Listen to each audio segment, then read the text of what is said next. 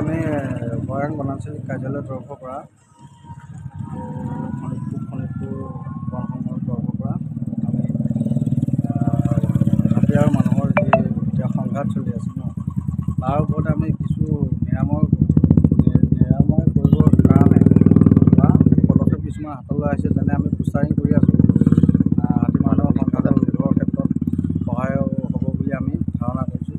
ঠায়ে ঠায়ে আমি লগাইছোঁ, এতিয়া আমি লগাই এনেকৈ যাম। এনে কোনটো এৰিয়া বা হাতী? আমি ৰাংচাৰী দলনি এলেকাত পটিয়ামাৰী এলেকাত লগাইছোঁ। নেক্সট আমি লগাম পৰা আৰু গমিৰি, এনেকৈ আমি লগাই এতিয়া যিমানখিনি পাওঁ আমি লগাব চেষ্টা কৰি আছোঁ। এই কাৰ্যসূচী কেতিয়াৰ পৰা হাতত লৈছে? এইটো আমাৰ আজি সপ্তাহ 10 দিন হৈছে, 15 দিন হৈছে। হয়, হাতী আৰু মানুহৰ সংঘাতৰ ক্ষেত্ৰত আপোনালোকে সজাগতা যথেষ্ট কৰি আহিছে। বৰ্তমান কি পদক্ষেপ লৈছে? পদক্ষেপ আমি লৈছোঁ, আমি পোষ্টাৰিং কৰিছোঁ, মানুহৰ মাজত সজাগতা এটা আহক। হাতী মানুহ ওলালে কেনেকৈ কি কৰিব লাগে সেইখিনি তাত উল্লেখ আছে।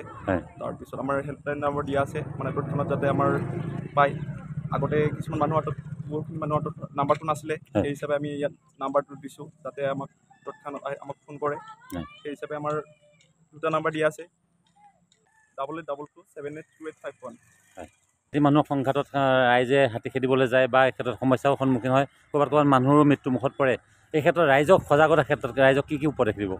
হয়, মানে হাতী যেতিয়া সন্ধিয়া ওলায়, এইখিনি এৰিয়াটো হাতী ওলোৱাই জেগা, যেতিয়া হাতী ওলায় মানুহখিনি হাতীৰ পটককৈ ওচৰত যাব নালাগে, খেদিব নালাগে।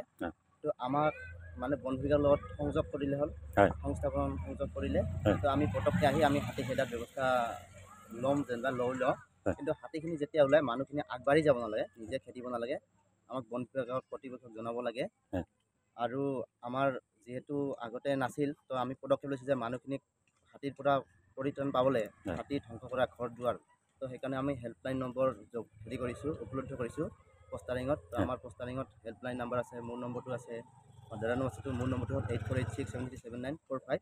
আৰু ইয়াতে কল কৰিলে আমি মানে গাঁওবাসীক এই যন্ত্ৰণাৰ পৰা, হাতী মানুহৰ সংঘাতৰ যন্ত্ৰণাৰ পৰা ৰক্ষা দিবলৈ আমি পটককৈ যাতে উপলব্ধ হ'ব পাৰোঁ, তাৰে পদক্ষেপ আমি হাতত লৈছোঁ, গাঁৱৰ বাসী যাতে ভাল হয়, ৰাইজৰ ভালৰ কাৰণে। বৰ্তমান সময়ত দেখা গৈছে হাতীতকৈ গাহৰিৰ সন্ত্ৰাসটো আৰু ভয়ংকৰ হৈছে। আপোনাৰ কিবা পদক্ষেপ লৈছে নেকি? হয়, এইখিনি আমি ওপৰত জনাইছোঁ যেনিবা। গাহৰি এতিয়া চাপৰিলৈকে আৰু স্বচ্ছ সংযোগী এলেকা হৈ পৰিছে, তো বাগানত থাকে। আমি কথাখিনি আমাৰ ওপৰত জনাইছোঁ, প্ৰচেচিঙত চলি আছে। তো সেইটো পদক্ষেপ আহিলেও আমি ৰাইজৰ মাজত উপলব্ধ কৰিম। আৰু হাতী খেদিবলৈ আমাৰ যেনেকুৱা হাতী খেদিব নোৱাৰোঁ, তেনেকুৱা গাহৰি চাহৰি বেছিকৈ ক্ষতি কৰিলেও আমি মাতিলে আহিম যেনিবা, আৰু আহি থাকোঁ। নমস্কাৰ, মই কুমাৰ ভৱেশ।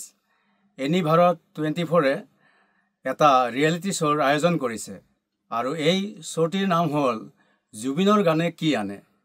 এনি ভাৰত 24-লৈ মোৰ শুভকামনা থাকিল, আৰু আপোনালোকক অনুৰোধ জনাইছোঁ এই অনুষ্ঠানটিলৈ আহক আৰু সহযোগিতা আগবঢ়াওক। ধন্যবাদ।